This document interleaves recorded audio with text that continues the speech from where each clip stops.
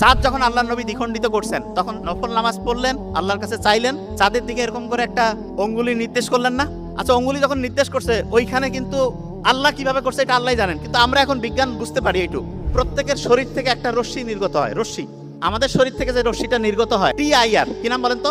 TIR, একটা রশ্মি নির্গত হয়। রশ্মি মানে হচ্ছে তার মধ্যে একটা শক্তি আছে, শক্তি। আমাদের প্রত্যেকের শরীর থেকে যে রশ্মিটা নির্গত হয় এইটা হচ্ছে 100 ওয়াটের মতো। কত ওয়াট?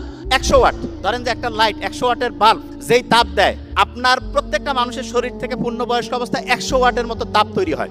আচ্ছা, এই যে এখানে যতজন আছেন দেখেন প্রত্যেকের শরীরে তাপ বের হচ্ছে, এই জন্য এখানে কিন্তু এরকম ঠান্ডা লাগতেছে না, গরম লাগতেছে না? গরম লাগতেছে না, কারণ প্রত্যেকের শরীর থেকে 100 ওয়াটের মতো তাপ আসতেছে। তা আমাদের শরীর থেকে যে প্রতি মুহূর্তে TIR রশ্মি নির্গত হয়, এক রকমের IR রশ্মি, আল্লাহর নবী যখন অঙ্গুলি নির্দেশ করছেন, এই রশ্মিটা নরমালি 100 ওয়াট দিয়ে তো আর চাঁদের কিছুই হবে না, কিন্তু আল্লাহ যদি চান এরকম কি করতে পারেন না যে সেই রশ্মিটার কম্পাঙ্ক আল্লাহ এমন বাড়াই দিয়েছে, যে এত বহু গুণে শক্তিশালী করে দিয়েছে যে ওইটা যে চাঁদের যে গোটাল কাঠামো, সেই কাঠামোটা ভাঙতে পারেন। আচ্ছা, এক্সাম্পল দিই, সমুদ্রের মধ্যে পানি আছে, পানির মধ্যে যখন উচ্ছ্বাস তৈরি হয়, জলোচ্ছ্বাস হয়, সবকিছু ভেঙে চুরে চুরমার করে নিয়ে যায় না সমুদ্রের পানি? তো তা মুহাম্মদ সাল্লাল্লাহু আলাইহি ওয়াসাল্লাম ওই সময় যখন অঙ্গুলি নির্দেশ করলেন, আল্লাহ যদি চান ওইটা তো লক্ষ লক্ষ কোটি কোটি গুণ বাড়াই দিয়ে, ওই যে শক্তি, সেই শক্তি দিয়ে বহু গুণ বাড়াইতে হবে। ইচ্ছে করলে কিন্তু আল্লাহ ওই চাঁদকেও দ্বিখণ্ডিত করতে পারেন। আল্লাহু আকবার বলবেন না?